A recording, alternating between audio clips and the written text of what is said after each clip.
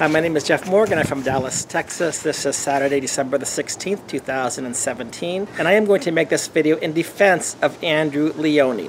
Andrew Leonie was the Associate Deputy for Attorney General Ken Paxton of Texas. The Dallas Morning News reported Thursday morning Associate Deputy Attorney General Andrew D. Leonie posted on Facebook this week, "Aren't you also tired of all the pathetic Me Too victim claims? If every woman is a victim, so is every man. If everyone is a victim, no one is. Victim means nothing anymore. These are my opinions only on my Christian faith, my great kids, and a conservative point of view." Andrew Leonie made it clear he was not representing the Office of the Attorney General, and yet because of this Facebook post, he was fired. Views he expressed on social media do not reflect our values. The Office of the Attorney General is committed to promoting and maintaining a workplace that is free from discrimination and harassment. Is he accused of any type of workplace discrimination? Is he accused of any type of harassment? Did he sexually abuse any woman on staff? Did he make threats of not promoting somebody if that woman did not sleep with him? Did any of these things happen? Is this the reason that you fired Andrew Leonie? In a position like he had, the Attorney General more than likely told him he would resign, and that's why his letter was effective immediately for expressing an opinion. His post was to the Me Too movement. The Me Too is a popular phrase people use on social media to share their experience of sexual harassment, sexual assault, or both. The movement has been powered by people who publicly call out attackers who tend to be in positions of authority. Has anybody accused Andrew Leonie of sexual harassment or of sexual assault or both? Has anybody in the Office of the Attorney General accused Andrew Leonie of this? Has anybody in the public accused Andrew Leonie of sexual assault or sexual harassment or both? No. What they are asked, what he is being fired for, is expressing his opinion on Facebook. No one here is advocating or defending any type of sexual harassment, any type of sexual exploitation. No one is condoning violence toward women, criminal behavior, actual exploitation, sexual abuse, or workplace harassment. No one. Andrew Leonie's post came in response to an article written by Denise C. McAllister, a journalist who is based in Charlotte, North Carolina, and a senior contributor to The Federalist. And just for the record, in case people don't understand in this day of gender confusion, Denise is a woman. I don't think she claims to be transgender. I don't think she claims to be a man trapped in a woman's body. She is a real woman. And she is writing, "Can we be honest about women?" So here's a woman writing about women. She mentioned that David French wrote in the National Review recently, "Can we be honest about men?" And he laments that with the avalanche of sexual harassment cases in media, politics, and entertaining, when will it all end? The obvious answer, he says, is never.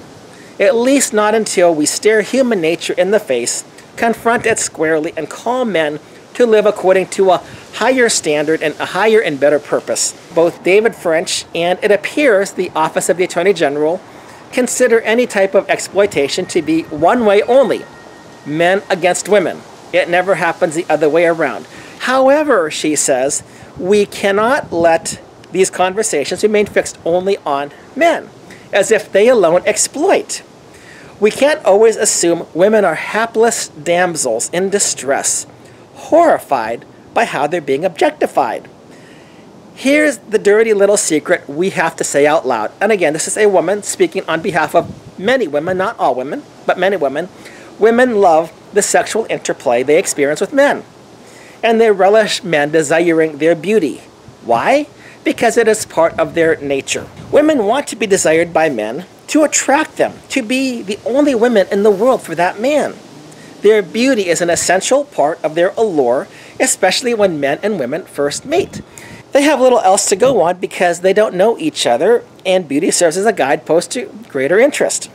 Outside of a woman looking for a mate, Her beauty is a source of power because men and women value it.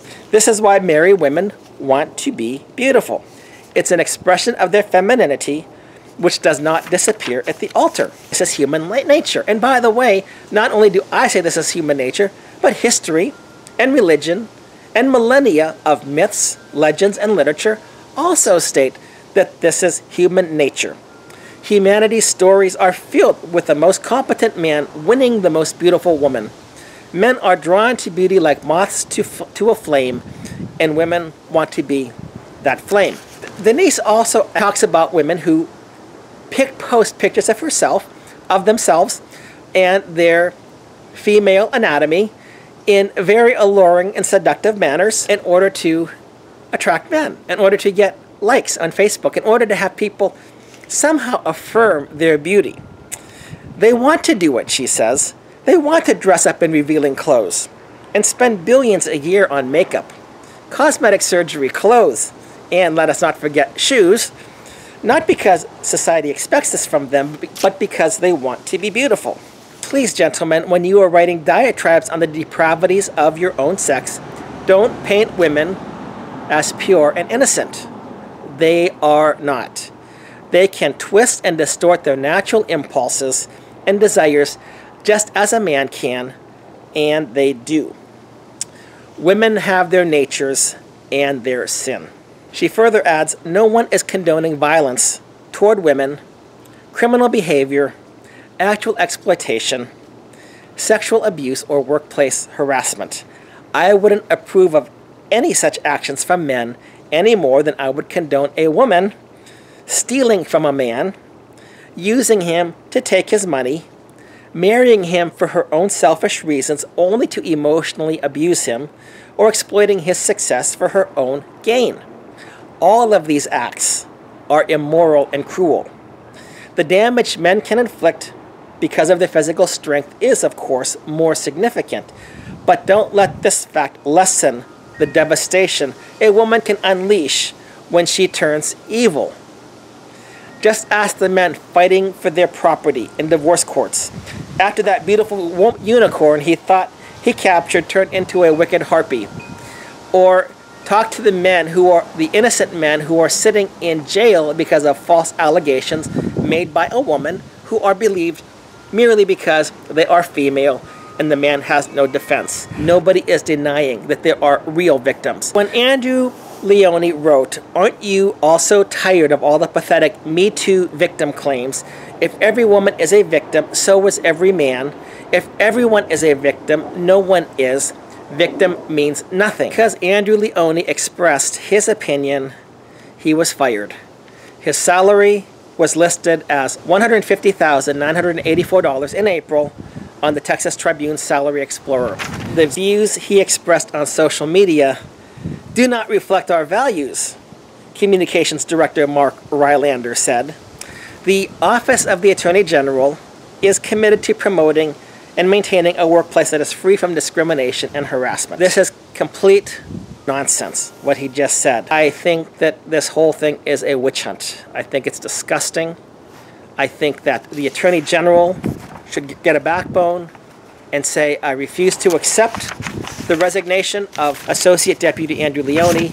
Perhaps he needed to rephrase something or apologize, but to fire him from his position because he stated what many people know to be true, and because he reaffirmed an article written by a woman about women, that he would get fired for that is inexcusable. So I'm calling on Attorney General Ken Paxton to contact Andrew Leonie and tell him upon further consideration he has decided not to accept his resignation and to reinstate him in his position as Associate Deputy for the Office of the Attorney General. Thank you.